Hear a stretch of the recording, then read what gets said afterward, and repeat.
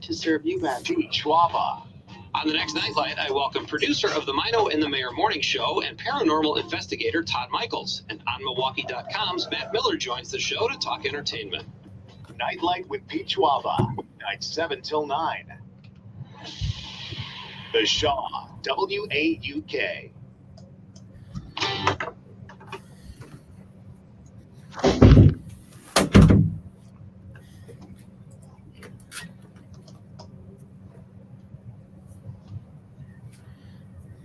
Good morning and welcome to Matenaer On Air. Jane Matenaer, Greg Bach, and Calvin Butenhoff coming to you from our studio in downtown Waukesha. You can always join us. You can call, you can text. It is the same number, 855-752-4842. Leave a comment if you're watching in the live stream on Facebook, YouTube, or what used to be Twitter. All kinds of things coming up on the show today. Next hour, we're going to lighten things up a little bit. When Todd Alba and I were on the road last month, we stopped in Eau Claire. And John Ellingson, who is one of the co-founders of the Eau Claire Coupe League, stopped by because I had never heard of the sport of coupe before. And their big national championship is this weekend. Yeah. Isn't it like the number one coupe championship? Yeah. There's like 122 teams. Wow. I know. So John's going to join us at 11:06 to talk about the big championship that's going on in Eau Claire over the weekend. The big Up North Fair is happening too. Yeah. It's in that same area, right? Yes, it is. In Chippewa Falls. And I learned this today because Pat Kreitlow was talking about it. He said the Northwood State Fair. And I go, well, you mean the county fair? In my head, I didn't say it out loud. There are 3 state fairs in the state of Wisconsin. Oh, wow. Yeah. I didn't know that. West Dallas, you aren't the only game in town, baby. John Ellingson from the Eau Claire Coupe League joining us at 11:06, as she does every Wednesday. Dr. Laura Hanks with public service announcement will be here at 11:33. And as always, if you ever have a health-related question that you would like to ask the doctor, you can always email that to janesays@civicmedia.us, JANESAYS@civicmedia.us. A reminder as well, the RNC starts next week in downtown Milwaukee. We will have special broadcast coverage every night of the RNC, July 15th through the 18th. That comes your way from 7 to 8 p.m. You can always stay up to date with all of our coverage of the RNC. Just go to civicmedia.us/RNC. Civic Media News Director Terry Bell will be down there. He's kind of our inside point person. And Todd Alba also broadcasting his show from down there from noon to 2 p.m. all next week. Trigby Olson, Senior Advisor for the Lincoln Project, is going to be there with him as well.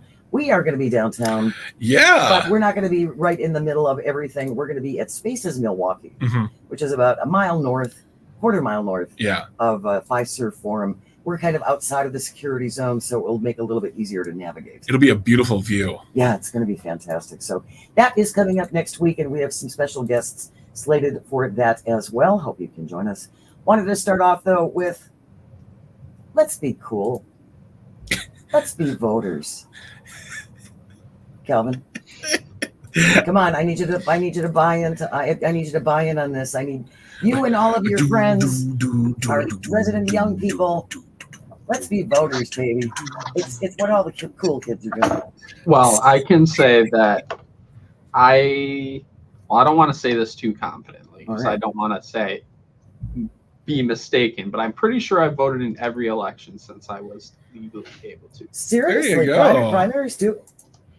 That's why I didn't want to be too sure. I don't think I voted in all of the primaries, but I definitely voted in every April and November election. That's fantastic. Kelvin Butenhoff says he's voted in every single election, but he can't remember primaries. What about your friends?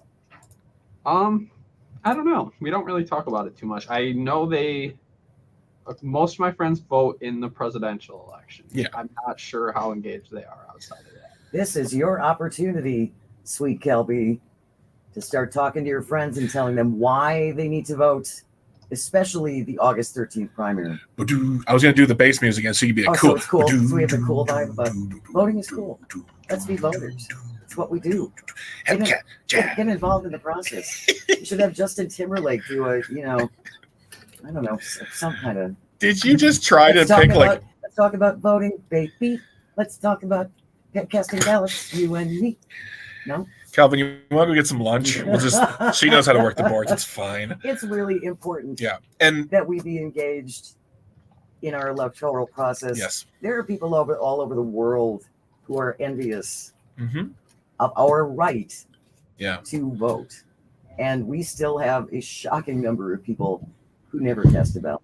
And I'm not going to put this as an assignment upon Calvin to do, but I think there's maybe never been a better time to talk to your friends if you are younger about it. The presidential election, always sexy. Yeah. It's a Super Bowl type event. Yep. Lots of advertising, lots of information coming at you. Can't get away from it if you tried. If you drive down 94 right now, is it just all billboards? It's billboards versus billboards. Like, Dems, Republicans, Dems, Republicans. On the same one too. Oh, it's craziness. Like, I stand with Joe, and then the one with Trump saying Milwaukee's a wonderful city. I have many friends here, because that's how humans talk. But August 13th, the second Tuesday of the month, it's not a sexy election. It's not a sexy election, and these two constitutional ballots may very likely be the only thing on some of your ballots. Yeah. You're probably going to have some primary voting to do, and a lot of those Joe Biden's going to be the only one. And what I didn't know is that Eric Hovde is not the only one on the ballot for the Republican. Yeah, it's true. There are three names.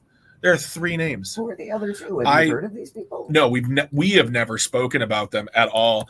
But it's very funny because I was looking like, it's got all these names for the people that are running, or it's for, basically non-contested races. But yeah, on the Eric Hovde, Charles E. Barman, and Rajani Ravindran. Wow. Yeah, but you'll see those, and I'm not saying don't worry about them, but this is where I think we need to engage younger people as well, because they don't see these maybe as critical. They don't even know what's going on. And I'm not trying to denigrate young people. I think now is the time to be talking to them, saying, hey, if you are registered, this will take you 2 minutes. myvote.wi.gov. Yep. myvote.wi.gov. If you have nieces or nephews or grandchildren, mm-hmm. or I don't know, you're right, Greg. We need to start talking about this, and we're going to continue talking about this because it is turnout is going to be critically important. Oh, absolutely. It always is. And you can go to myvote.wi.gov and you can check your sample ballot. You can check your polling place. And I don't know if it was you who brought this up yesterday or someone else who said, because of these kinds of primaries in August, sometimes they'll combine polling places because it's such a low turnout. So go there, find out your polling place, call your municipal clerk. That information's on there as well. And confirm if you have any questions at all. See if you are registered. That's important as well. And I wanted to state this because I went on today to get some absentee ballots. I couldn't get the absentee ballot for the primary because it's past the due date of registration. So that was the 27th of June. You can try to get your general election for November, but you'll have to either absentee in-person vote early or just go on the day.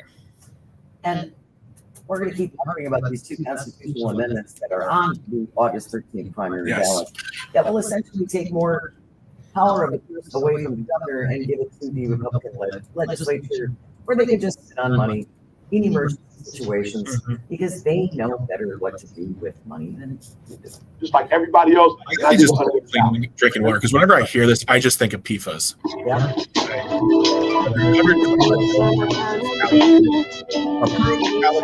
They're sitting, doing nothing, and they're like, nah, they can drink dirty water. Yeah.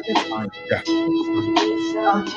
We're going to continue talking about the importance of voting and getting out and voting and being a voter. Sure. Because there's still so much confusion on the other side. I cannot stop laughing about the cross-purpose messaging from the groups, from Republicans on voting early. Still can't decide. They know that the Democrats have been beating them with early voting turnout. Mm-hmm. And so they're like, well, we can't let that happen. Yeah. But they've been screaming about nothing is safe, nothing is secure, drop boxes, even mail-in. No, it's got to be same day. Otherwise, it's all cheating. It's cheating. And that's not true. No.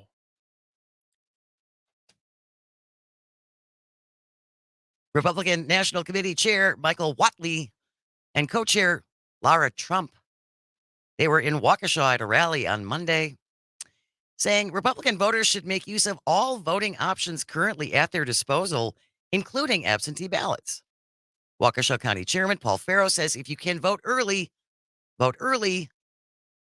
But that is in very stark contrast to the official party platform advanced by the RNC on Monday, which lists 20 promises that Republicans would accomplish very quickly. Included on the list, a vow to secure our elections, including same-day voting, voter ID, paper ballots, and proof of citizenship. That's in the platform now of the RNC. But vote early. Go ahead. Go. Which, by the way, also let's discuss what we discussed yesterday. That platform for the RNC was done in secret with little to no input from the delegates who have to get nominated, run, win, and then pay their way to the convention, which costs thousands of dollars. They were shut out of the process of their own party. These people are engaged. They're engaged and they're upset. Yeah, we heard from Gail, a delegate from Utah yesterday, who was very unhappy that they didn't do any breakout sessions, which is normally apparently what happens at these conventions as they're putting together their platform. They were essentially handed the packet, take a look at that. She said before they even really had a chance to read it, they called a vote on it. Yeah. Which is just how democracy is supposed to work. Exactly. Just let it happen to you. There you go. No, we're not going to let it happen to us. We're going to be voters. Voting is cool. We'll work on some music. Stay with us. You're listening to Matenaer On Air. This is the Civic Media Radio Network.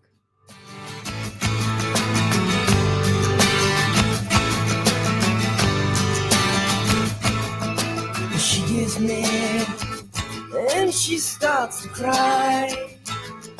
She takes a swing, man. She can't have. She don't mean no harm. She just don't know what else to do about it. Jane said,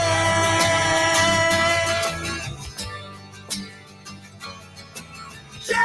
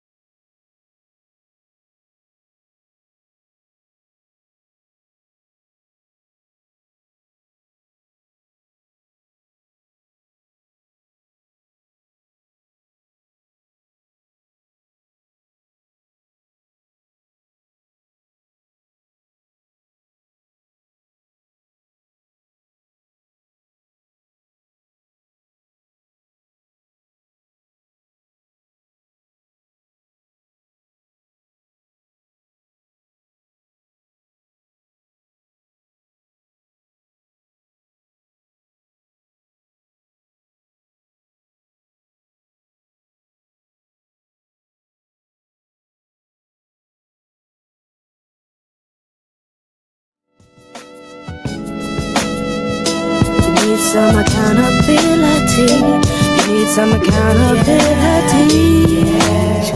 Good morning. Welcome back to Matenaer On Air. Jane Matenaer, Greg Bach, Sweet Calby on the board. You can always join us. Call or text 855 752-4842. Leave a comment if you're watching on the live stream on Facebook, YouTube, and what used to be Twitter. If you are looking for some snappy new summer wear, Ooh. where could I go, Greg Bach?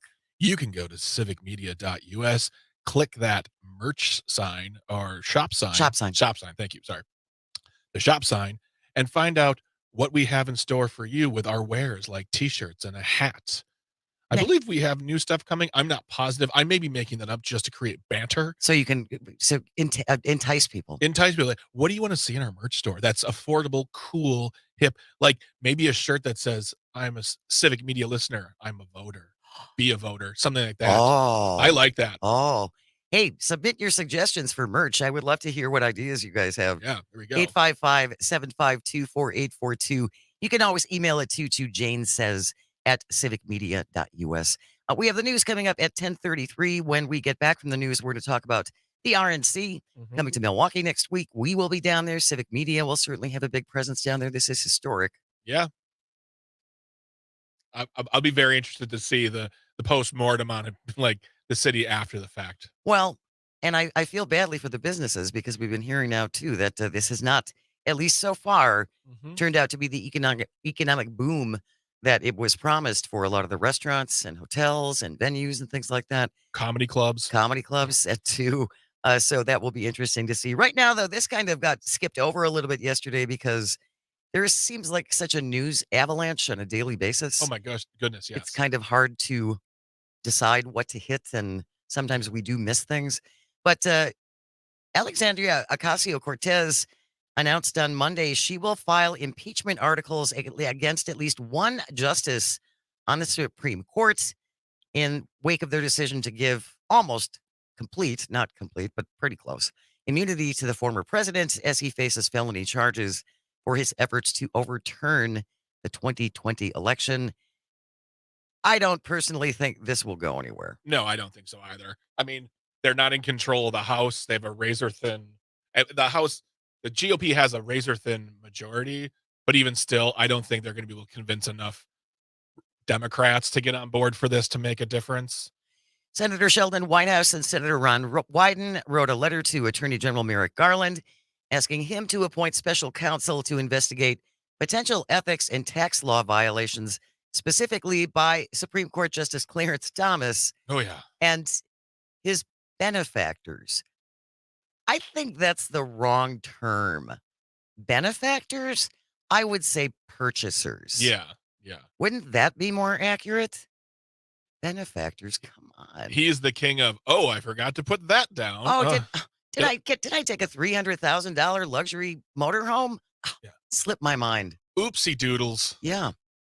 The letter outlines several potential issues that the council could look at, including if Clarence Thomas violated federal ethics and tax laws by, failing to disclose $267,000 in foreign debt from a loan that he used to buy this luxury motor coach, along many, many, many different instances of pretty generous gifts that Clarence Thomas did not previously disclose, including sports tickets, tuition for family members, home renovations, and more.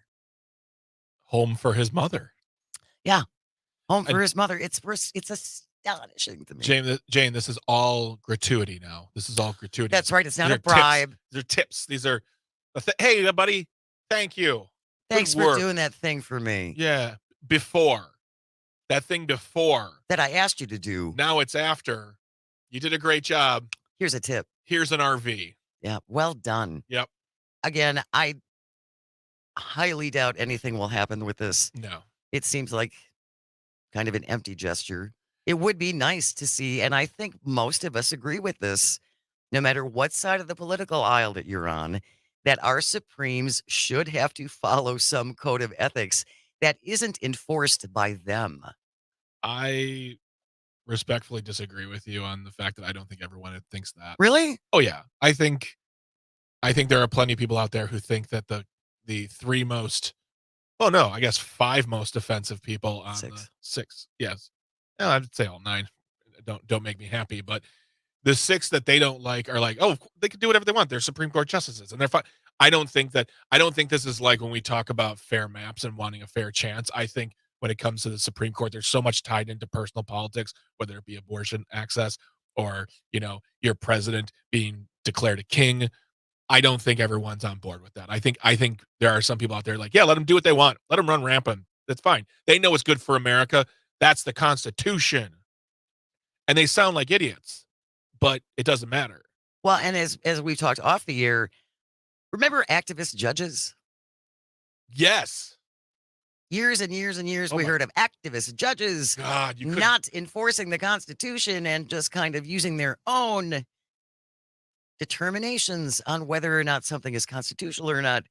Yeah, these guys aren't activists at all. No, not Not one not bit. at all. No, they definitely didn't walk into a confirmation hearing saying one thing and then do the other thing when they got sworn in. Yeah, the complete opposite. Like seriously, like 10 years ago, you couldn't sling a rock without hitting a member of the GOP saying activist judges.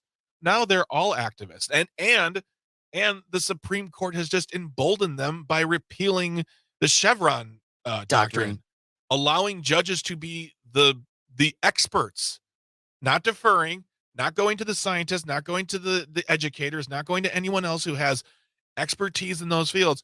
They are now the arbiters of what is right and wrong in these situations as far as like the research. So, yeah. Tell me more about your activist judges. And there's some interesting things about Neil Gorsuch that I've seen in the course of looking at these decisions and giving these judges now the power to, like you said, make determinations about scientific things. Yeah. Gorsuch didn't understand the difference between nitrous oxide and nitrous. It's the other name escapes me. Yeah. There's a big difference between those two. One is apparently poison, Mhm. which seems bad, and the other is not. And he confused them, which is perfectly fine. Yeah. Nothing to worry about here. Calvin said something on the chat here. He said the term legislating from the bench, too. They used to say that all the time. Oh, as yeah. well. These activist judges legislating from the bench. Okay. Tell me more now in 2024, the year of our Lord. Bill from Economowalk. Good morning, Bill. We've only got about a minute and a half left. Bill, what did you want to say? As long as you're talking about the Supremes, it would not be impossible. In fact, it'd be probably pretty easy to have a national referendum on the Supremes. And it would go like this, that our country is built on checks and balances, not on dictators. So that being said, the Supreme Court has to be balanced. And if it's not, well, then we, the people, have to do something about it. And all we have to do, and I know I'm making it simple, but it really isn't that hard, a national referendum declaring we're going to get the court balanced either through the citizenship or through the president. Thank you so much, Bill. We're coming right up against the news here. Thank you very, very much for calling. Like I said, news is next. When we return, RNC coming to town. Stay close. You're listening to Matenaer On Air. This is the Civic Media Radio Network. Until that feeling leaves, what you're doing is resisting temptation. From the devil's got a flame. Mathematical, practical. If you wanna be free, then you need some accountability.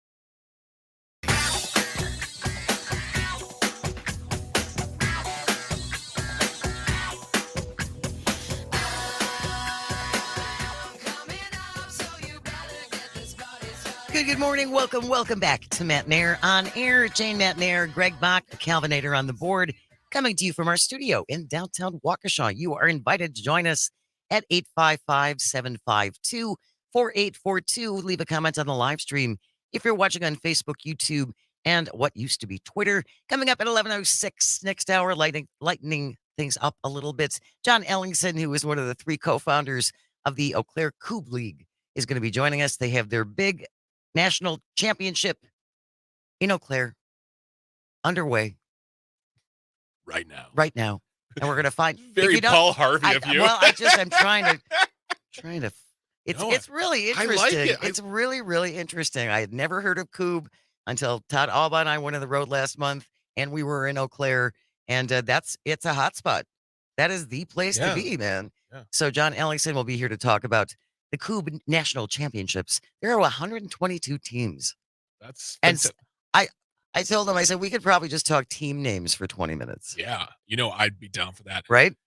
The flux capacitors. We're cubular, Rubik's Cube. Oh, Greg, you're a natural. Thank you. You were a natural. Before we went to the news, we were talking about Clarence Thomas potentially being held accountable for, taking bribes. Whoops. And we did have a couple of texts that I wanted to get to that came in while we were in the news. Steve from Milwaukee says, because the RNC came out with their platform is absolutely pathetic. It includes a dome over the entire U.S., a Muslim ban, mass deportations, attacking schools, and just for starters, it's white Christian nationalism in a nutshell. Everybody should watch Bad Faith on Amazon. We talked about this on Monday. Mm-hmm. It's on Amazon Prime. You can rent it for 99 cents. There's a long game involved here. Yeah. As far as getting a specific type of Christianity into power and into the White House and into the governance of this country. And this is not being hidden either. Josh Hawley, in front of groups of people, said, we're talking about we're talking about Christian nationalism, then okay. I'm all for it. They're not veiling it. They're not hiding it under the blanket. This is coming out straight in your face, and either you like it or you. And Kevin, what's his face from the Heritage Roberts said this is going to be the second American Revolution, a bloodless one, if the left just accepts it. Yeah, just take it. They're talking in violence and theocracy. That's what they're speaking in terms of. I really encourage you to watch Bad Faith. It's on Amazon Prime. It's worth the watch and explains a lot about where we are today, especially with this whole push for Christian nationalism. Yeah. Paul Weyrich, who was behind the Council for National Policy, which works hand in glove with the Heritage Foundation, which is full of former Trump administration officials who wrote Project 2025. So as much as he wants to tell you he knows nothing about it, that is a complete and absolute lie. And now I believe the Heritage Foundation is sponsoring the RNC in Milwaukee. Yeah. Oh, and guess who else hasn't heard about it? 3rd District Congressman Derek Van Orton. Oh. And I'm going to repeat what we've been saying for the past few days. Just because you don't hear about it and just because you don't know about it doesn't change the fact that it exists and affects you. So don't act like we're running out of control here. Don't act like we're going overboard and being hyperbolic. We are not. This is scary. It's online. You can read it for yourself. It's a hefty read. Yeah. It's 952 pages. How long did you try? You said I tried for 2.5 hours. I feel like you should have gotten some overtime pay for that, or at least, a sweater. It's just written in a way that is very cumbersome. Yeah. And so, you kind of have to ingest it. But if you look for some shorter breakdowns of it, and we're going to keep talking about this, on Monday, we're going to have a special guest from National Security Leaders for America. Greg Treverton is going to be joining us on Monday at 11:33 to talk about what a second Trump term would mean. Yeah. And not just for our global standing and NATO, but what it's going to mean for everyday Americans, especially if this Project 2025 goes into action. And they're going to do this in the first 180 days. It will happen so quickly, my friends. You're going to be stunned. And it will affect you forever, even if you voted for him. Absolutely. Another question we had, Dave from New Berlin. Speaking of sleaze bags, what's going on with Bob Menendez? We did mention that yesterday, in case you missed it, Dave. And Gold Bar Bob Menendez, former Democrat from New Jersey. Closing arguments are wrapping up. In his high-profile corruption trial, 70-year-old Menendez pleading not guilty to charges that he accepted bribes, including, a whole bunch of gold bars with serial numbers on them and $460,000 in cash, because that's just a family tradition, Yeah. is keeping just a little cash on hand if Wait. you need, I don't know, an RV. Jane, well, at that price, 2 of them. 2. Why buy one when you get two for twice the price? Right. I mean, Jane, I grew up, I don't know how you were raised by your parents, but I was raised to always keep at least $100,000 in various forms of currency in the Shoebox. house. Nickels, dimes, quarters, gold bar, gold bullion, bearer bonds. Mhm. I mean, that's just what an American does, Jane. And I don't understand why you can't get on board with the American way of home banking. They're trying to debank us, Jane. Oh, that's right. I home bank. You home bank. If convicted, the 70-year-old facing decades in prison, possible expulsion from the Democratic Party. I would sure hope so. Didn't he leave? He's running. He's going to run again as an independent, Yeah. assuming he's not going to be in jail. So his lawyers began closing arguments yesterday. They are set to finish today before jurors are sent off to reach a verdict. So once the verdict comes in on old gold bar Bob Menendez, we will absolutely let you know. Maybe, senators too can just be, immune. It's not a bribe. I mean, It's a tip. It's immunity. How about just immunity? Because he did this while being a senator, so it's official. So let's give him an official act. Let's just give him immunity. It was an official act that he was working for the Egyptian government. Could you imagine being Bob Menendez right now, and your jacket is just weighed down with gold bars in it, and you're so toxic that the Democrats want you to step down, but the Republicans are like, no, thank you. We don't come to our party. we don't want you. You can hang out with Bernie, okay? Because that's the only other senator I can think of who's an independent is Bernie Sanders.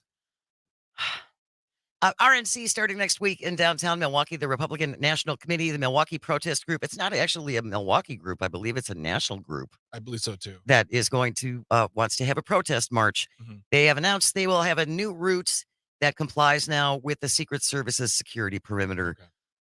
I am glad to hear this. I don't want anybody to get hurt. Well, I really don't want anyone to get hurt. I don't want anyone to get hurt either, but, and I shouldn't say but, I mean, and Pat brought this up on his show this morning. The right, the GOP, the media, I even think to a certain point, like all media, not just the right-leaning media, are looking for any reason to frame Milwaukee in a bad light. Absolutely. After the comments from the former president about what he thinks, even though there's a billboard saying, I have many friends here, which no human says, they're looking for any reason. And I'm afraid that the protesters, as Pat said, if there is trouble, it's no longer about your message. It's about you, and it's about the fact that you tried to cause problems, quote unquote, in their eyes. Yes. And so I just want them to protest safely. I want them to protest with their heart and their minds, and I want them to do it in a way that gets them recognition for their cause rather than just being there. I agree with you. I think there will be a lot of celebration if there's an opportunity to make Milwaukee look bad. Yeah. Which is tragic, Yep. but I just think it's realistic. Wisconsin's delegation has 41 Republican National Committee delegates. Among them, former Governor Tommy Thompson, former Governor Scott Walker, State GOP Party Chair Brian Schimming, former State GOP Chair Paul Farrow, and former gubernatorial candidate Tim Michels. Oh, is he back in the state? He's back. Oh, that's so nice. He came to stop by. You think that California landowner Eric Hovde and he will come together in a "we don't live here" handshake? But I feel like they would hang out. They'd have a good time together. They could probably be good friends. They have so much in common. They have so much property out of state in common. They can compare mansions. Exactly. How many rooms do you have? We will be down at the RNC. Terry Bell, our news director, is going to be down there all next week with coverage from the inside. And then Todd Alba broadcasting his show from noon to 2 p.m. at the Panther Arena, which is where Media Row is going to be set up. Yeah. So he will have Trigby Olson with him, who is one of the senior advisors for the Lincoln Project. Highly encourage you to check out Todd's show. We are also going to be down there, but we're going to be about a quarter of a mile north at Spaces Milwaukee, and we have this fabulous place available to us with this really nice balcony, and should be a really nice backdrop.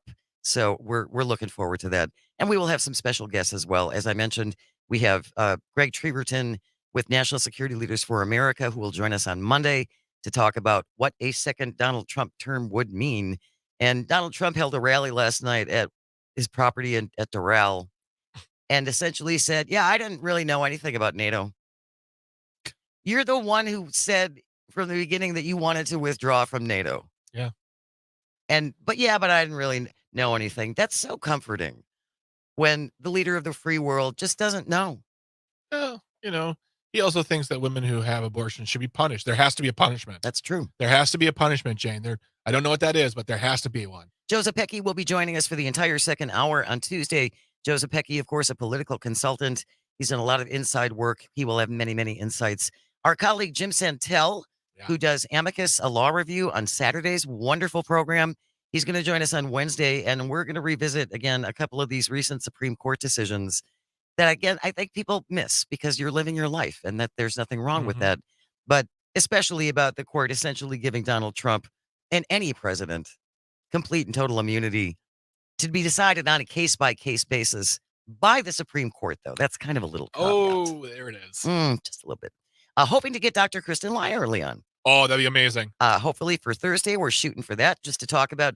Donald Trump has also said that he will withdraw or withhold all federal funding for any schools that have vaccine mandates. That seems like a bad idea. Yeah. Let's bring back smallpox. Any vaccine mandates. And of course, Dan Schaefer from the Recombobulation area joins us every Friday at 10:30. So we may have some other special guests as well.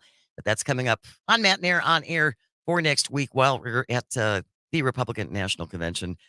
Daily Show is going to be in town. I love those people so much. Yeah.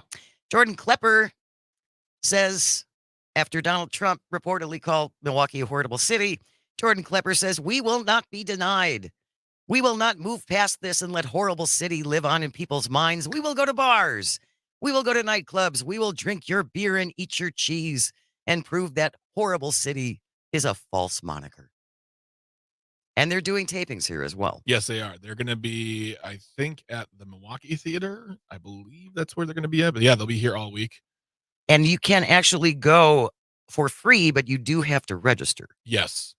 So if you want to, we'll try and find some links for you if you're interested in going to some of the Daily Show tapings. Mm-hmm. One of the other things that they're doing, which I just found this morning in the Milwaukee Journal Sentinel Online, they're hosting Indogcision 2024 Rescuing Democracy.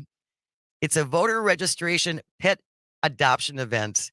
It's going to happen July 14th in Cathedral Square Park downtown from 11 a.m. to 5 p.m.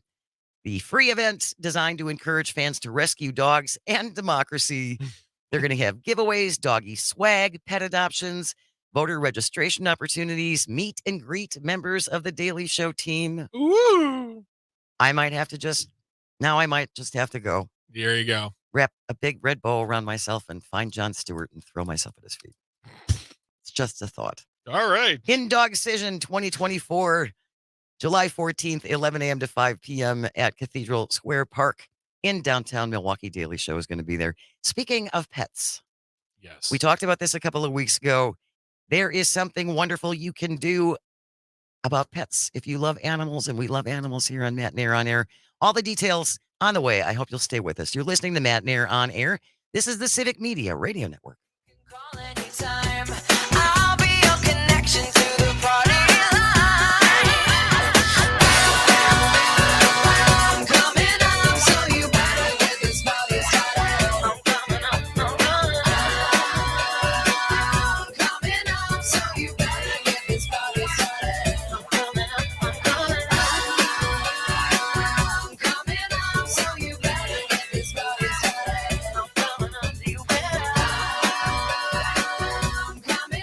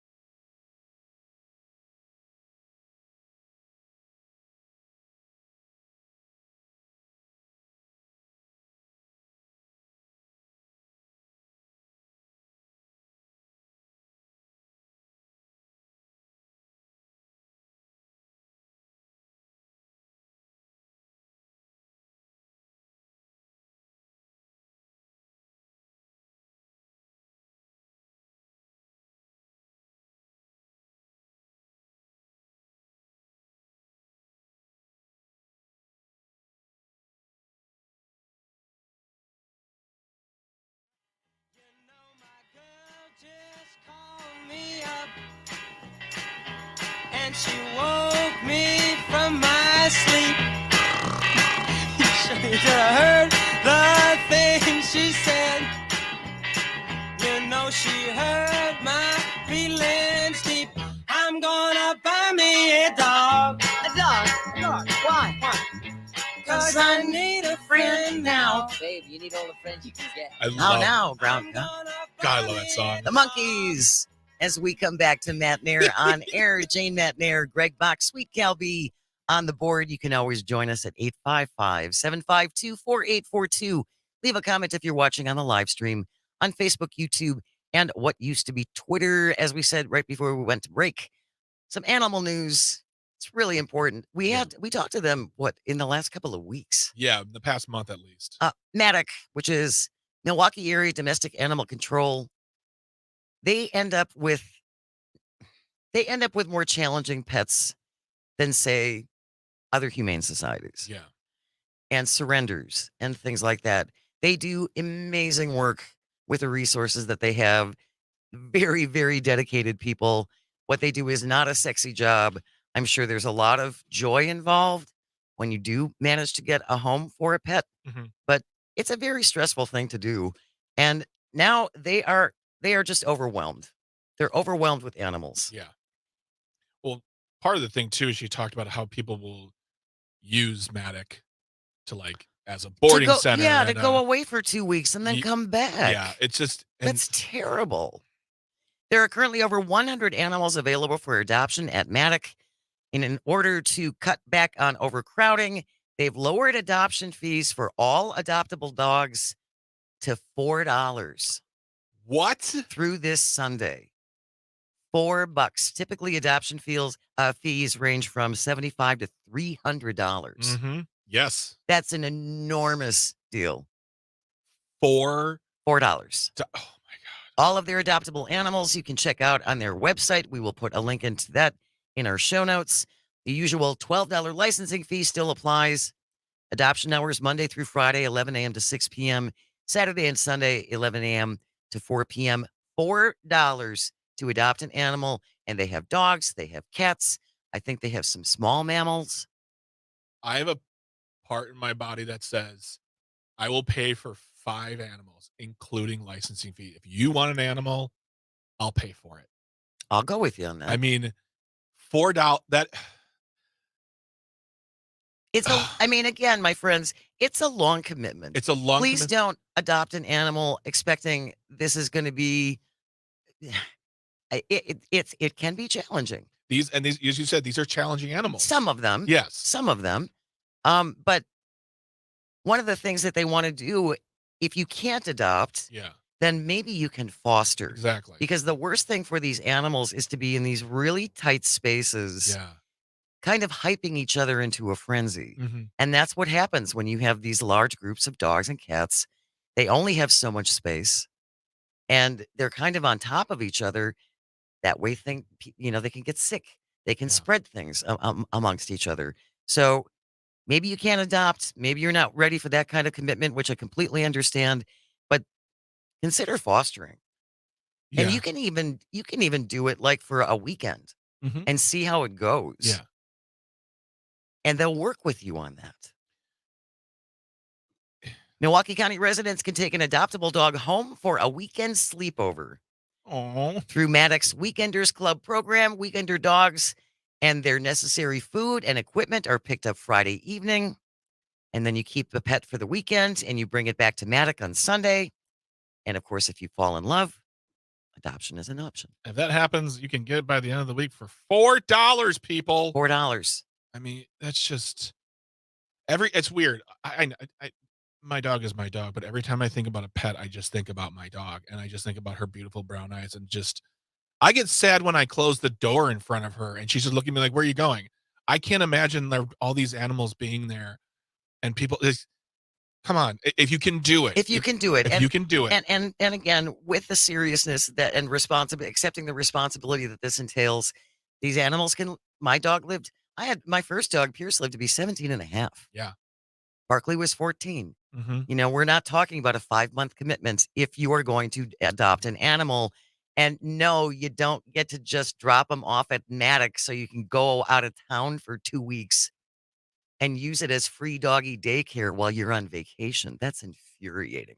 Don't be that person ever. Don't be that person. That I mean, I apologize. I cannot remember her name from Manic who we spoke to, but you could hear the frustration in her voice having to do because this isn't animal control. This isn't Humane Society. This is Manic, and They have to take them. They have to take them. Yes. They can't even if they know that you're coming in with a scheme, they can't say no, and they just have to wait until Monday. If you can go in, and here's another idea too. If you want a shorter commitment, find yourself a senior animal, a senior dog. Yes. Give them a comfortable, loving home for the next year, maybe 2 of their life as, that sunset starts to go on them, and they can be loved. I worked with a woman who only adopted senior dogs with health issues. Yeah.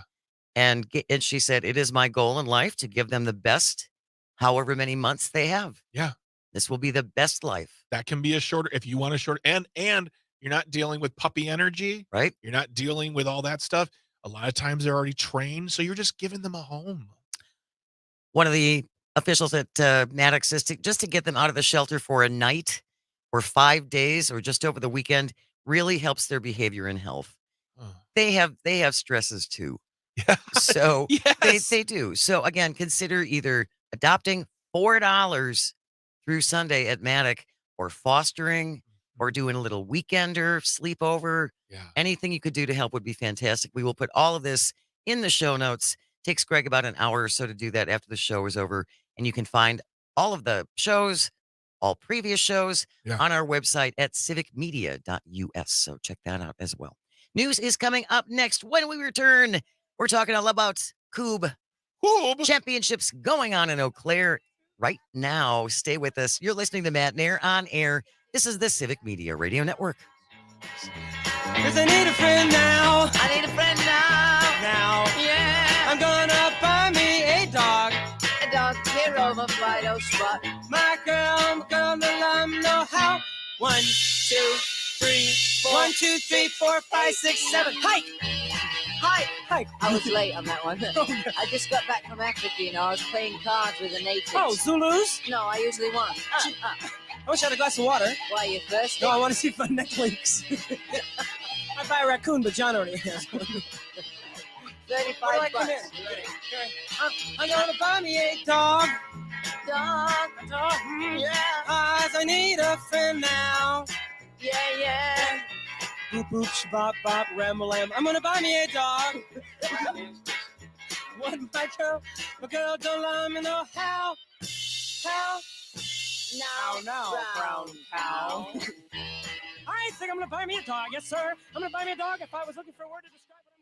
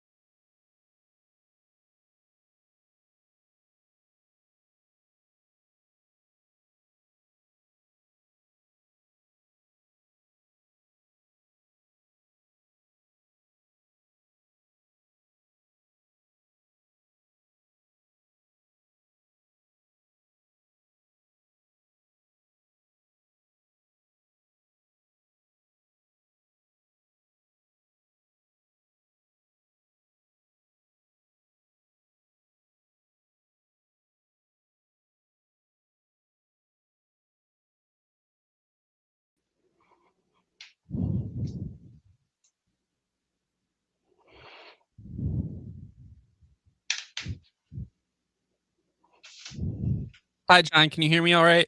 Yes, I can. All right. Could you just do me a favor and make sure your notifications are muted? Yep, like on my phone, you mean? Yeah. Or like on your computer? Yeah. Yep. All right, Good to go. perfect. And then afterwards, if you could just stick around, you don't have to do anything, but we use to allow your video to upload to our server. Okay. Sure. You bet. All right, thank you. You're welcome.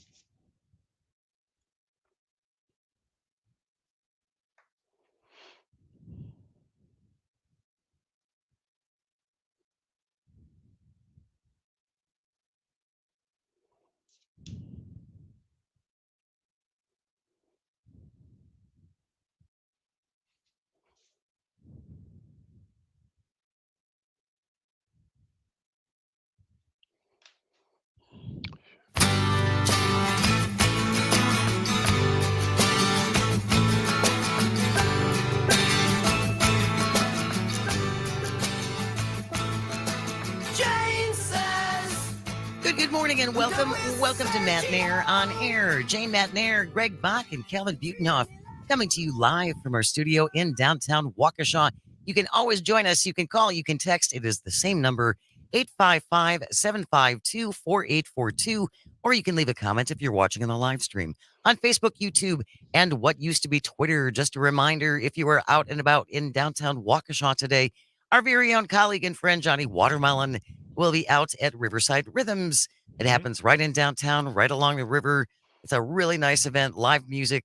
There's a food truck there. Of course, there's all kinds of great restaurants in downtown Waukesha that you can grab a snack from as well. So check out Riverside Rhythms today, 11:30 to 1 o'clock, right next to the river in downtown Waukesha. And a reminder as well, this Saturday from 8 a.m. to noon, I will be out at the Waukesha Farmers Market. Oh, baby. In the parking lot of the Waukesha State Bank.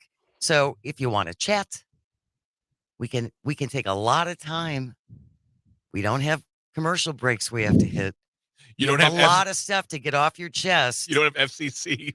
There are no FCC regulations. If you got a lot you want to unload, come on down. We have 2 chairs. I'll buy you a cup of coffee and a scone, and we can have a chat. That's a great offer. Right? I might just come down and disagree with you for a couple hours and just Right now, we are joined, and we just met John last month when Todd Alba and I were on the road and we stopped in Eau Claire. John Ellingson is one of the directors of the Eau Claire Cube League, and he is joining us right now to talk about the big championship that is going on in Eau Claire. Good morning, John. Thanks for joining us. Good morning. Thank you for having me again. It's good to be back. Oh, I had more fun talking to you last month. I had never heard about Cube. I didn't know what Cube was. So for people who weren't like me, what is Cube and why is Eau Claire such a hot spot for Cube? Right. Well, I'll explain the game real quick. It's a Swedish yard game, yard sport we call it. Basically, where you have 10 cubes in play, 5 on each end of the pitch. A pitch is 8 meters by 5 meters, and that translates to about 26 feet by about 16 feet. So each baseline would have 10 or 5 cubes on it, and you throw a baton, which is about the size and feel of a baseball bat and 1 foot in length. You would toss a baton from one end of the pitch to the other, trying to knock down your opponent's cubes. Ultimately, once you've knocked all your opponent's cubes down, you can then go for the king, which is a larger piece, about a foot tall, and it's about 3.5 inches wide. And you can knock down the king. That means you win the game. Are there different heats, or is it Yeah. one and you win and you're done? No, so Eau Claire became the hotbed of Cube because we hold these national championships every year here at we have a huge soccer park where the grass is just pristine. It's going to be a perfect environment. It's going to be nice and warm and hot this weekend. So it's going to be a great Cube.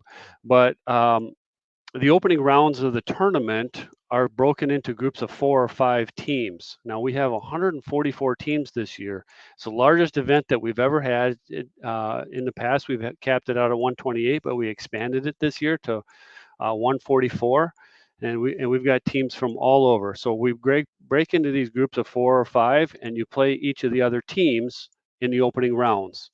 Then, based on the results from those opening rounds, they get seeded, 1 to 5, and then you play into a big bracket from that point, and then it goes down from 144 ultimately down to the final 16. The top 16 get to then play on Sunday, and if you're playing on Sunday, yeah, you're one of those top teams that made it that far through all those teams. And then at that point, you kind of do the same thing again. You would play groups of 4, and you play all those teams, and based on those results, you're hoping to get a spot in what we call the cage, the final 4, where the semifinals and finals are played. And I could tell you, I've been lucky enough to make it to the cage a couple of times, and it's for a silly lawn game, it's the most thrilling thing that there is.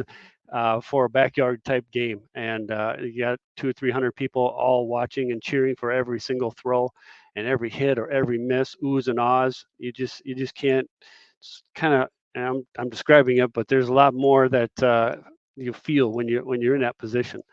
It's just thrilling. And what I love about Coop, John, when you explained it to me last time, really anyone can play this. Yes. Yeah, we'll have people with all skill levels.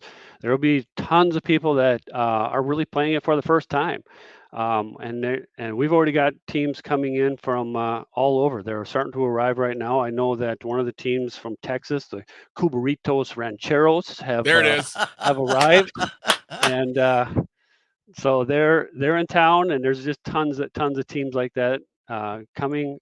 They're already starting to hit the soccer field over there and practice a little bit so they can get a feel what the grass is like, and the excitement is building, and the tension is mounting. It's getting exciting. It's the Cube Olympics. Yes, it is. It's the greatest spectacle in lawn sports. Jay and I we've actually been talking about Cube for a while, since she met you in Eau Claire, and it's all about, for me, it's all about the pun base. Yeah. The language. I just wonder, do you call the last 16 teams do you call it the Swedish 16? Oh, I'm writing that down. That's pretty good. I like that. That's really good. Thank you very much. You can have it, John. You Thank can you. have it. Perfect. You might have just coined a new phrase for us. That's boom, great. boom, boom. Oh. Copyrighted. Yeah, there you go. John Ellingson is our guest. He's one of the co-directors of the Eau Claire Coupe League, and they have their big 3-day tournament. The National Coupe Championship in Eau Claire is underway. And as you said, John, you have teams from all over the country. What are some of the other names that stuck out to you when you were looking over the roster? Oh, well, there's a good one I saw that I hadn't heard before. Cube Hand Luke is going to be playing. Hand Luke. Yeah. Nice. Like how that. How many Rubik's cubes are there? There's a couple. I've seen over the years. Okay. Here's a French name, Les Salty Batons. I believe that means the salty batons. Oh. And they're from Salt Lake, so that nice. name makes sense. Nice. We've got there's a one team that's kind of legendary is are 3-time national champions, the Cubesicles. There it is. Yep.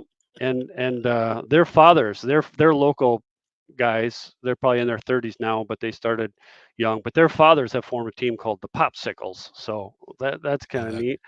We got you have one from you have one from California called Totally Kubular? Not yet. There we go. Not yet. We need to start a team just so we can have a name. There it is. Exactly. Yeah, you need to join us up here. You need to come see this. One of the teams from California, and when you're in casting the cubes, it's called drilling. So when you're throwing the cubes back into play, it's called drilling.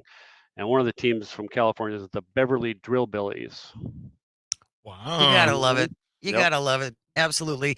John, is there a big, I mean, is it just are we playing for the glory, or is there actually a purse involved? There's not a purse involved, but there are some really nice prize package that all the top teams get in each bracket. So we not only have they have a championship bracket, and they also have a silver bracket and a bronze bracket, and now we have one called the poplar bracket.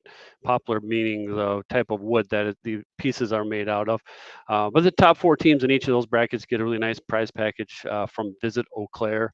They put together local products into a nice gift bag, and the teams share that. But one of the other things that is kind of a tradition that we do a lot of is sticker swapping. So the teams all make their own stickers, and it's kind of like trading cards for Cube players. So that's another tradition that we have when we all meet. It's like a big family reunion, just because a lot of the teams, they come back every year. The California guys are coming back, and you see a lot from like Les Salty Batons from Salt Lake. They're coming back there year after year, and the East Coast.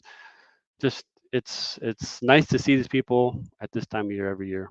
Well, and that speaks really highly of Eau Claire and the people of Eau Claire, that you get folks, coming pretty long distances to play a game, to play a long game. I think that's really impressive. And the crew and volunteers for the U.S. National Championships put a lot of work into it, and it says a lot for them. And you're right, the city of Eau Claire puts a lot of work into making sure the conditions are great for the grass for us to play on, and we really appreciate that. We got a text from Lynn in Oconomowoc saying, "Can you please spell the game?" It is K-U-B-B. K-U-B as in boy, B as in boy. Cube. Yep, rhymes with tube. Rhymes with tube. And I want to talk a little bit more about finesse, John, because when Todd and I met you last month when we were on the road, it's about the wrist when you're throwing the baton, right? It's how you flick. Yeah, it really is, and you keep your arm straight, and just kind of the best way for me to do it is I picture myself as a big pendulum, and I swing the arm and release at the right time, and you try and get like a one full rotation and just smack that cube. There's no more satisfying sound than the end of that baton just hitting that cube, and that's what keeps me coming back, because it's a thrill of that, finding that perfect throw, and it's hard. It's not easy. It's a small, 1 3/4 inch, trying to hit a 2 3/4 inch target from nearly 9 yards away, and it's challenge. but it's one that's addicting, and you can see it's spreading, and people from all over the country are coming to get that thrill.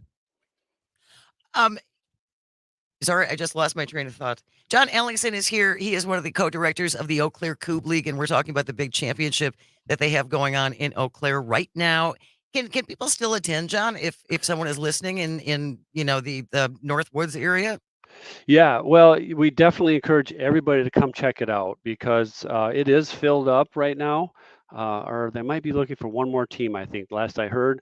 But it's But as far as free. spectators go, It's free to come in and watch. Just come check out the huge presence of all these coupe players all playing at the same time. That sound is just clink, clink, clink is just all over the place. And John, can you stay for one more segment? hey, you bet. I'd love to. Wonderful. John Ellingson is our guest. If you have questions about Coob, 855-752-4842. You are listening to Matenaer On Air. This is the best Civic Media Radio Network.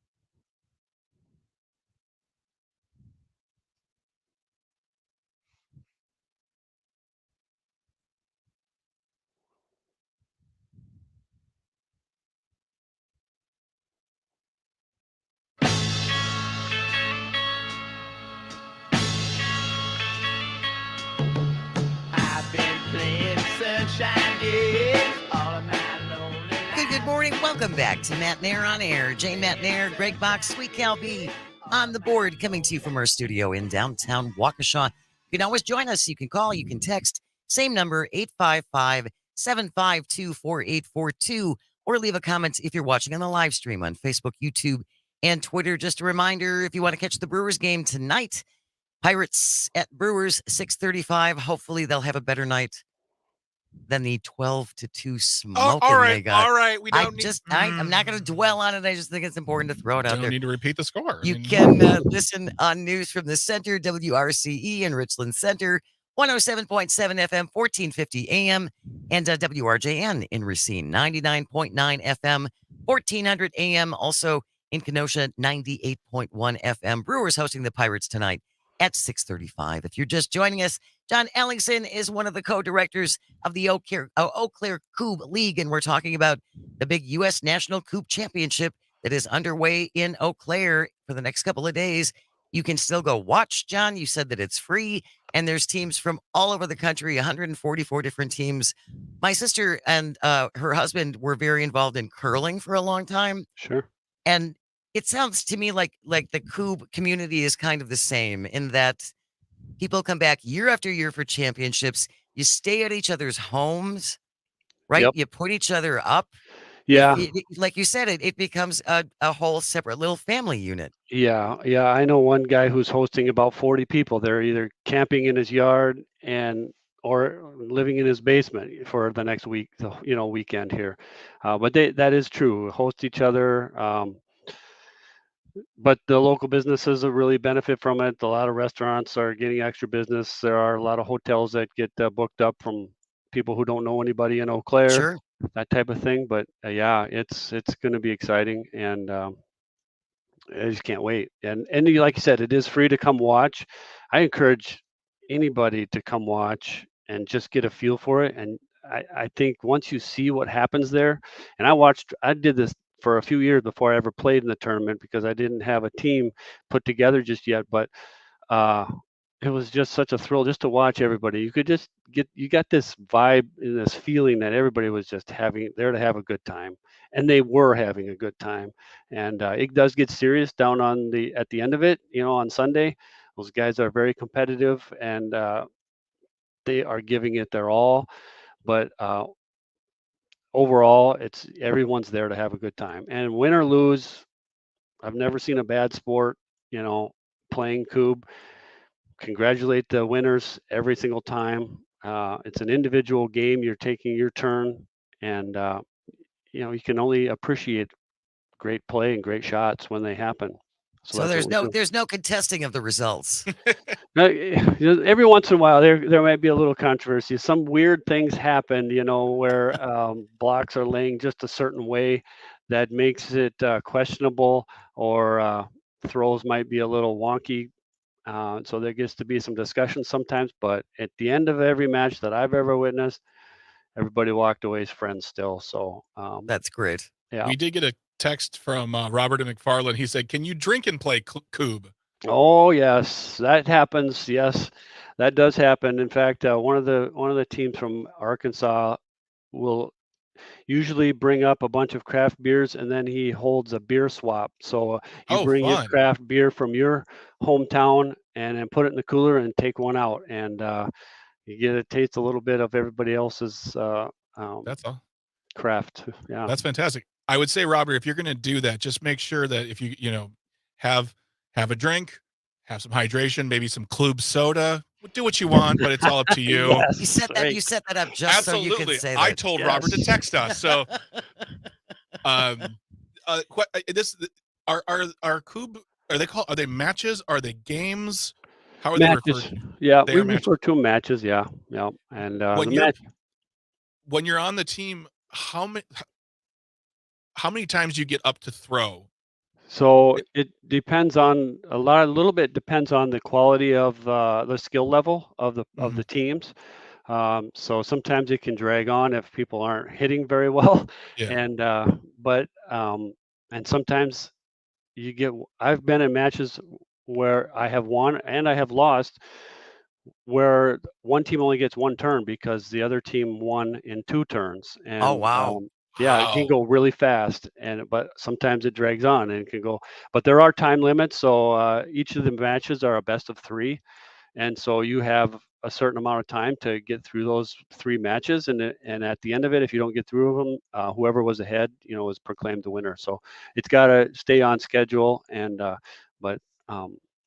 you play a lot of Coob no matter what skill level and no matter what success level that you achieve during the day. You play a lot of Coob, especially because the morning is you're guaranteed those 4 rounds, and then you go to the bracket from there, and you're just not done. It usually ends up being finished on Saturday by 5 or 6 in the afternoon. It starts about 8 o'clock in the morning. Nice. Wow. If people are listening and they would like to find out more, are there chapters beyond just the Eau Claire chapter in Wisconsin, John? Yeah. There are clubs all over the country. There's a big one in the Twin Cities. There are out on the East Coast. There's a great LA Coob Club. They're all over, and you really pretty much you just need to search Coob on social media, and you're going to find something. It's a Coob near me. Yep, that's right. One and of the it's spelled Kubb, by the way.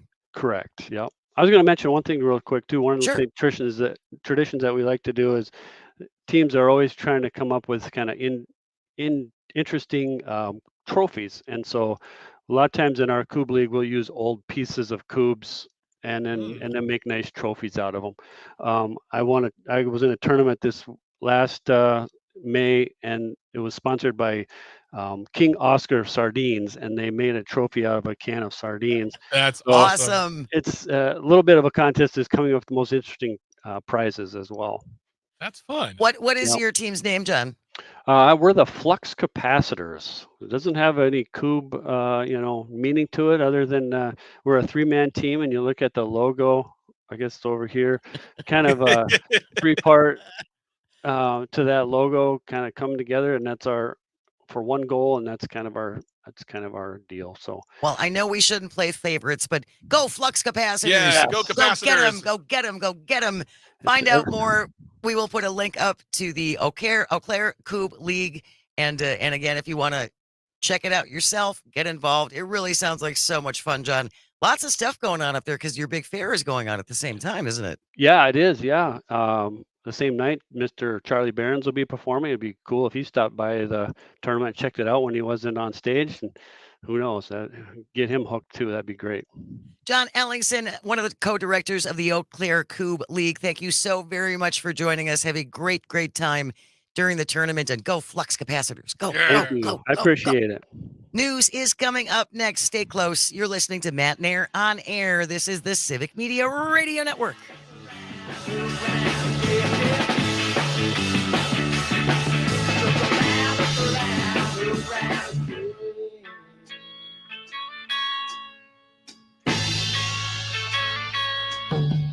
I've been playing sunshine games. I've been playing sunshine games. I've been playing sunshine games.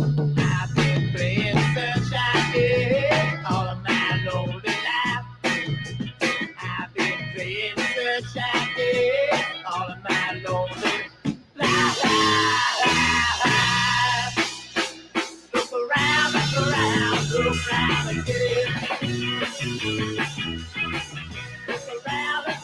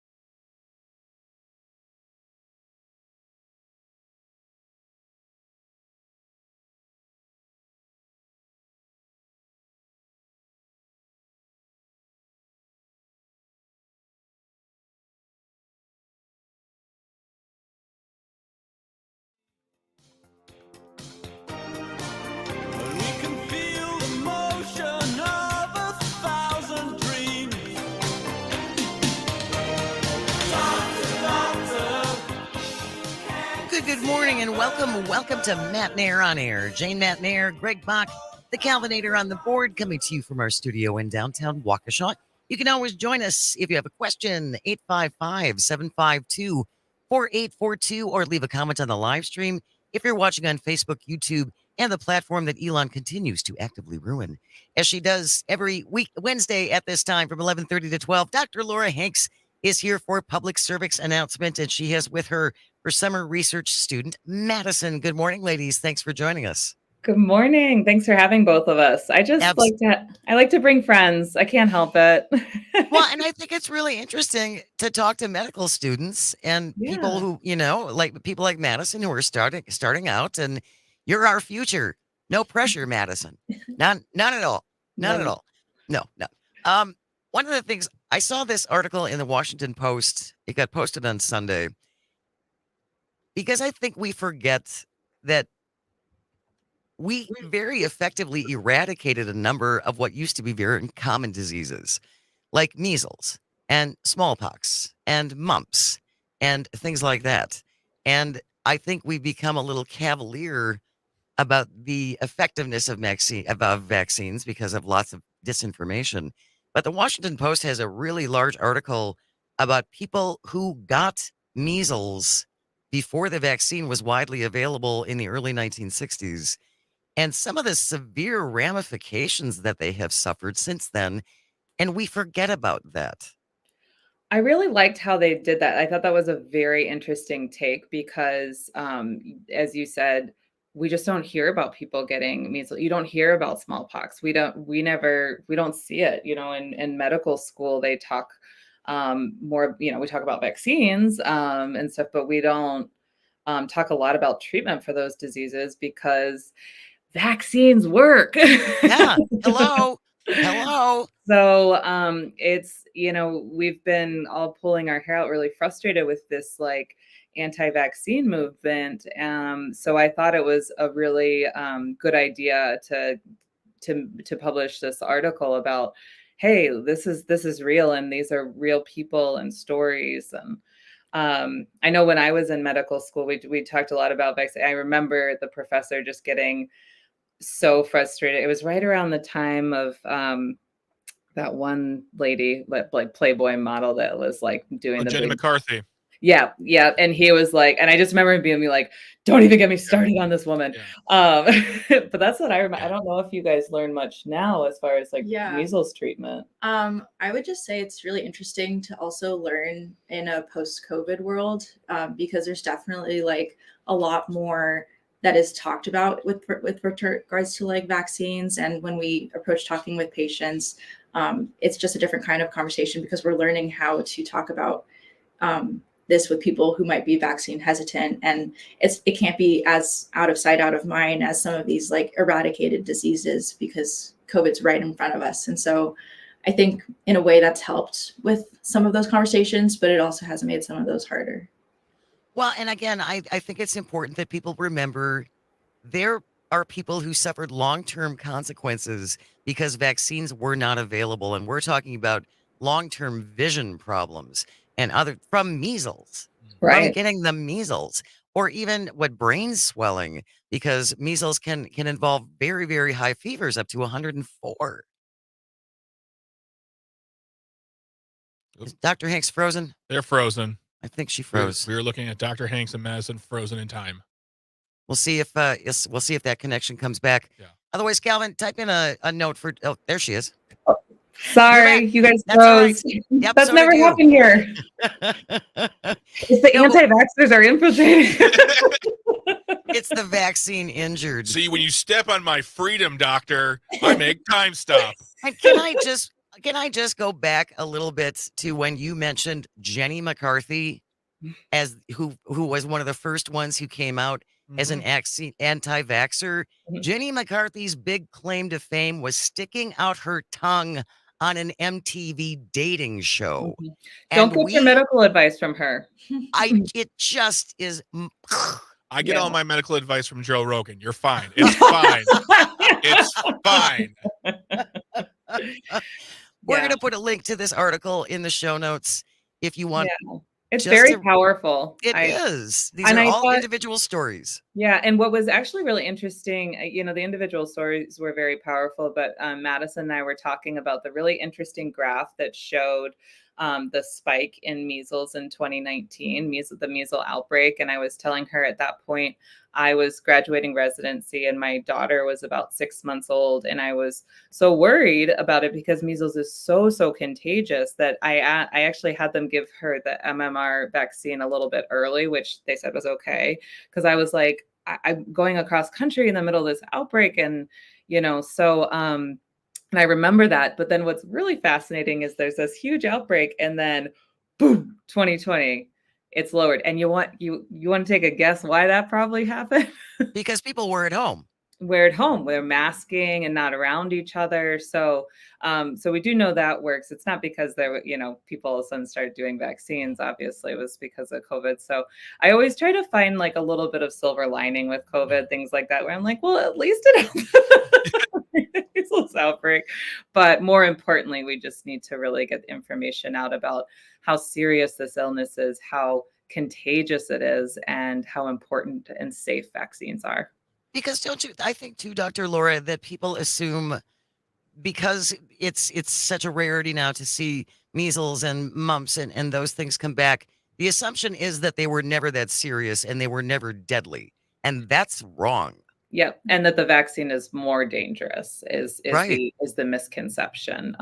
We don't know what's in there, and despite us, publishing lots of data on the safety and whatnot. So. Ben from Richland Center texting in, listening on WRCE. In The Wizard of Oz, Dorothy tells Professor Marvel, I had the measles once, and she stayed by my side every minute, talking about Annie M. When we were little kids, we asked my parents why Dorothy said that, and they told us there used to be potentially deadly measles outbreaks. Yeah. Yeah, that was just part of life. Same with, again, like smallpox, polio, all of those things that you don't, see anymore because we were lucky enough to be vaccinated, but they're coming back. And that's why. It's just the fact that people don't want to be vaccinated as a statement. There's no records. There's no research behind that backs up their decision, other than to say, I'm doing it because I want the freedom to do so. That's fine, but you put yourself at risk. You put your children at risk. You put everybody up. You put all of us at risk. I see so many people on social media who brag about it as like traditional parents. We homeschool. We don't vax our children. We don't believe in it's okay. Now it just sounds like a conspiracy theory wrapped in a bigger conspiracy theory. And once again, you are putting your children and your lives in danger by not just getting a vaccination. And there's no amount of evidence they can give me that can make me go, oh, I kind of understand why you don't do it then. One of the people cited in this Washington Post article didn't get measles until like 2 years ago because his family refused to vaccinate. So this is a more current thing. He was like in his early 30s when he got the measles, and he got really, really, really sick. Yeah. So another one that I was going to say that obviously stuck out to me was the person who was talking about how his mother got measles while she was pregnant with his sister, and the long-term consequences that she had because of that. And that's real. I mean, that's, we learn about that in residency and medical school, but to me, it was always like, oh yeah, that can happen, but you never see it. It feels distant. Feels very distant. Sure. Yeah. And so Sure. to see this story, and it was just very heartbreaking of the visual issues that she had, and learning disability and all of that. And it was and then she died very young as well. Very young, yeah. And I'm assuming from I don't, obviously I don't know all the information, and I wasn't the doctor, but it was just, it was very heartbreaking. And as you, just to your point, Greg, just because this is such a contagious disease, by you not doing it, if you're around a pregnant person, you're not only affecting that pregnant person, but this, potential life that she's growing inside of her. And you want to talk about, let's get back to that. Like, you're so worried about these unborn babies. Yeah. Like, what are we doing here? I mean, that just to me, like the idea of like, you're so pro-life, but you're not pro-life. So Exactly. as the kids It's say, anti-choice. make it make It's not sense. pro-life. Yes. Anti-choice. If you're just joining us, as she joins us every Wednesday from 11:30 until 12, Dr. Laura Hanks is here for a public service announcement along with her summer research assistant. Madison is here as well. We're talking about an article in the Washington Post that talks to people who develop measles because they were not vaccinated. And I think it's really worth an important read because, again, we forget the ramifications, and we forget when measles was rampant, what happened to people who suffered through this. Another thing that we forget about, because it's just not top news anymore because you can live with it, is AIDS and HIV. And I just think that's something that's not a topic of discussion anymore because now we know that there are protocols you can follow so you can live with this. But you've been doing some more research on women in particular and AIDS and HIV. Is that correct? Yeah. So I was in a class this past semester that talked about interprofessional care, so care between physicians, but also nurses and pharmacists, and what HIV care looks like today. And obviously, it's a lot different now that the height of that epidemic isn't as rampant, like visually for most people. But I think it's really important to talk about because there's a lot of gender inequality and in general, just like discrimination, stigma that goes along with just saying the word HIV or AIDS. And most people don't know that around 40% of new diagnoses of HIV are in the African American population. Half of those are actually in African American women. And so something I thought was really interesting was that growing up, I don't feel like I really learned much about HIV in women. It's definitely seen as more of a gay men disease. Absolutely. And so I just think it's really important to spread a lot of awareness about the fact that no matter your gender or your sex, you can get HIV. It is transmittable, and taking the proper precautions, like getting onto PrEP if you are at risk. Do you want to explain what PrEP is? Oh, yeah, sorry. PrEP is a medication that basically helps protect those who might be at risk for acquiring HIV from essentially getting it. A lot of gay men are on it as a once daily medication. But it's a very, but as you mentioned, women can also be on in PrEP because exactly they get it as well. So obviously condoms are number one, but for patients of ours that are at risk, we talk to them about PrEP this medication. Well, and unfortunately, I do think too that after the initial panic and much justified panic because the gay population was being decimated by AIDS before they understood how to handle it. But I, like with so many things, now that there is a drug protocol so you can survive it, the precautions are like, I don't need to wear a condom so much. There are definitely people who see it that way, but in general, it's great to use protection at any point. And when there's a risk of acquiring a sexually transmitted infection, I think proper condom use is talked about, but not enough. And there's actually a lot about the procedure of actually using condoms and how people use birth control or other types of protective methods that may not be as widely known as they should be. If you have a question for Dr. Hanks, 855-752-4842. Leave a comment on the live stream on Facebook, YouTube, and what used to be Twitter. We will be right back. You're listening to Matenaer On Air. This is the Civic Media Radio Network. Come with me. I make believe we can travel to eternity.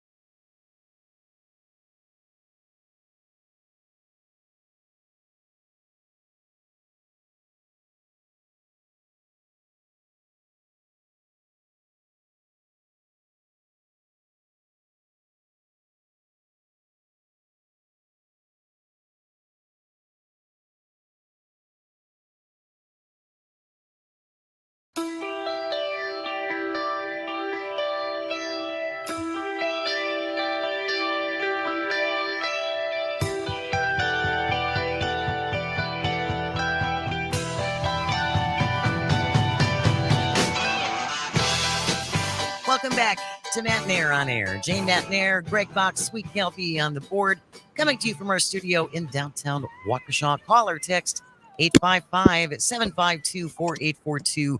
Leave a comment if you're watching on the live stream on Facebook, YouTube, and or Twitter. We were talking, first of all, about measles and the ramifications for people who had to live through measles.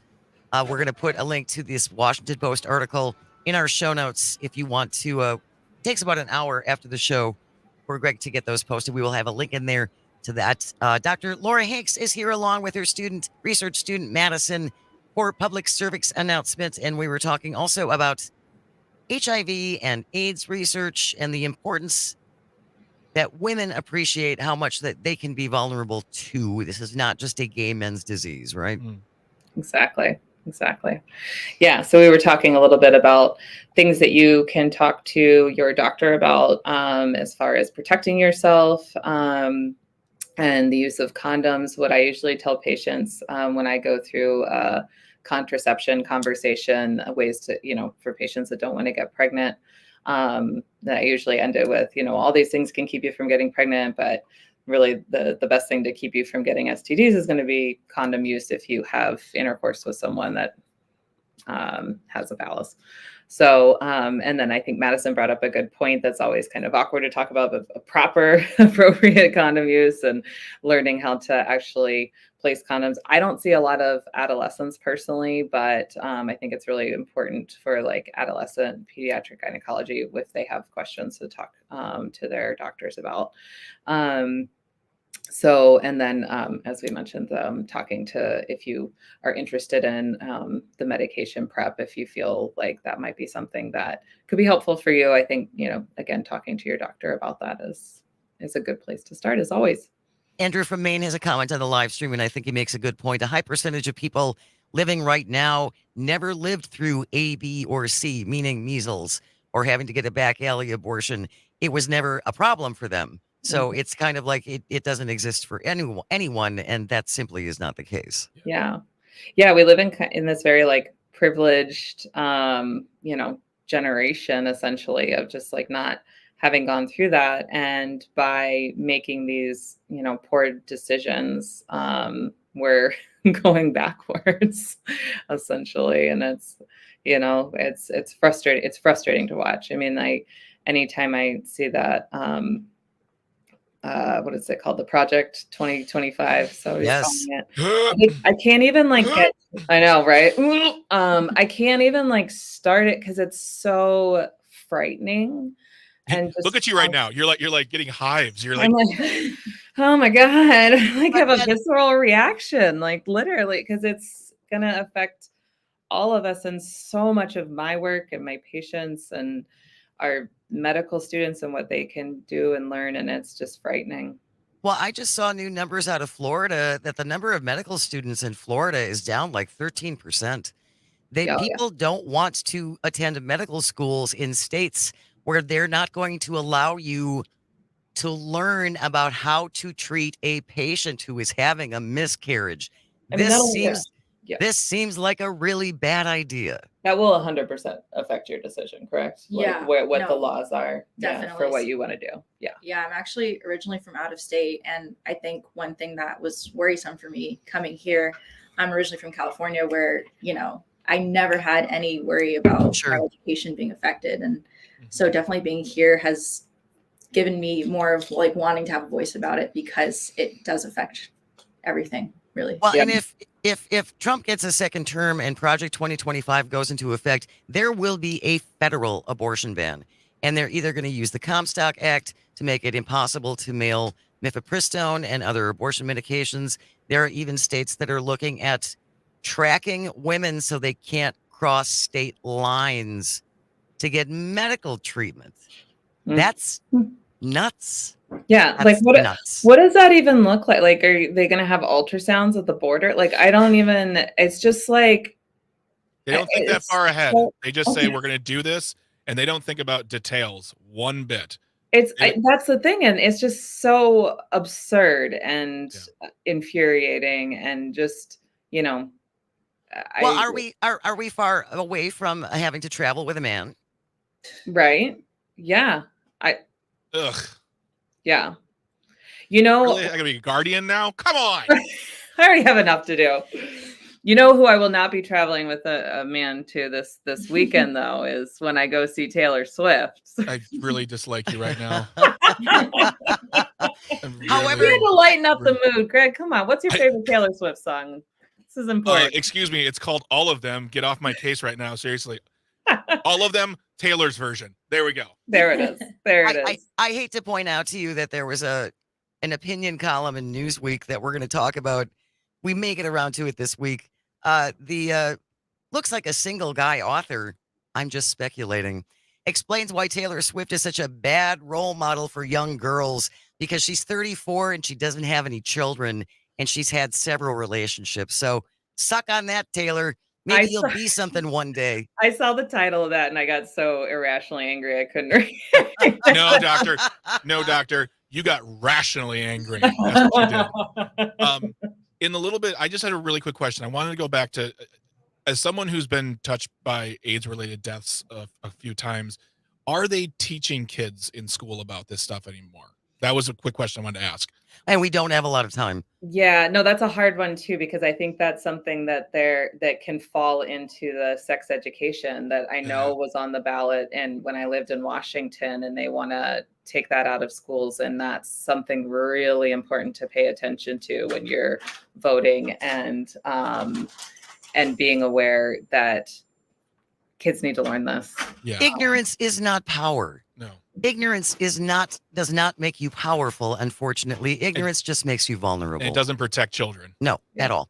Dr. Laura Hanks joins us every Wednesday from 11:30 until noon, joined today by her summer research assistant or medical student, Madison. Madison, it was delightful having you with us today. Thank you so very much. Have a great at Taylor.